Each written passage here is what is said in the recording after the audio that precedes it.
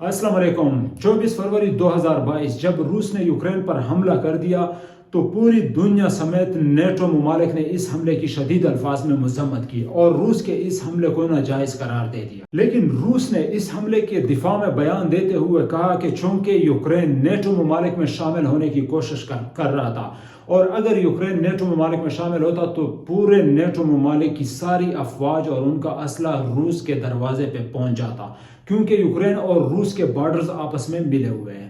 اس جنگ کو اس ٹائم تقریباً 2 سال ہو چکے ہیں۔ ان 2 سالوں میں نیٹو اور اسپیشلی امریکہ نے یوکرین کی بہت بڑے پیمانے پہ مدد کی، یعنی کہ یوکرین کو بہت بڑے پیمانے پہ ویپنز یا ہتھیار سپلائی کیے، اور کہا جاتا ہے کہ اس ٹائم تک اس جنگ میں دونوں اطراف سے 3 لاکھ سے زیادہ فوجی مارے جا چکے ہیں۔ اندازہ لگا لیں کہ صرف روس کی طرف سے اس جنگ میں اب تک 7,500 سے زیادہ بیلسٹک میزائل یوکرین پر مارے جا چکے ہیں۔ لیکن پچھلے کچھ عرصے سے جب سے اسرائیل اور حماس کے درمیان لڑائی شروع ہوئی ہے، نیٹو اور اسپیشلی امریکہ کا فوکس یوکرین سے ہٹ کر مکمل طور پر اسرائیل کی طرف ڈائیورٹ ہو چکا ہے۔ اس لیے یوکرین کو اسلحے کی سپلائی کی بھی بہت بڑی کمی کا سامنا کرنا پڑ رہا ہے، جس کا فائدہ روس کو ہو رہا ہے، اور روس یہ فائدہ اٹھا کر پچھلے کچھ عرصے سے یوکرین کے کافی سارے علاقے کو قبضہ کر چکا ہے۔ لیکن اس جنگ میں ایک نیا موڑ پچھلے ہفتے اس ٹائم آیا جب 26 فروری کو فرانس کے صدر ایمینوئل میکرون نے ایک خطاب کے دوران یہ بات کہی کہ نیٹو کے ممالک یوکرین میں اپنی افواج کو اتار سکتے ہیں،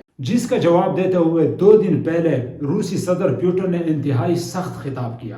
دراصل اس خطاب میں روس کے صدر نے کہا کہ نیٹو ممالک اور اسپیشلی یورپین ممالک کو یہ پتہ ہونا چاہیے کہ روس کے پاس 6,000 سے زیادہ ایٹمی ہتھیار موجود ہیں، اور وہ ان ہتھیاروں سے نیٹو کے کسی بھی ملک کو نشانہ بنا سکتا ہے۔ دراصل روسی صدر کے اس بیان سے بہت بڑے جنگ کا خطرہ پیدا ہوا ہے۔ یاد رہے کہ روس نے پچھلے کچھ دنوں سے اپنے اسٹریٹجک یا نیوکلیئر ہتھیار ہائی الرٹ پہ رکھے ہوئے ہیں، لیکن دوسری طرف ماہرین کا کہنا ہے کہ نیٹو افواج کبھی بھی یوکرین میں نہیں اتر سکے گی، کیونکہ نیٹو ممالک کو پتہ ہے کہ اگر انہوں نے اپنی زمینی افواج یوکرین میں بھیج دی تو یہ نیوکلیئر جنگ کا آغاز ہو جائے گا۔ تو یہ تھی دوستوں ہماری آج کی ویڈیو۔ امید کرتا ہوں آپ لوگوں کو ویڈیو پسند آئی ہوگی۔ ملتے ہیں انشاءاللہ نیکسٹ ویڈیو میں۔ فی الحال کے لیے اللہ حافظ۔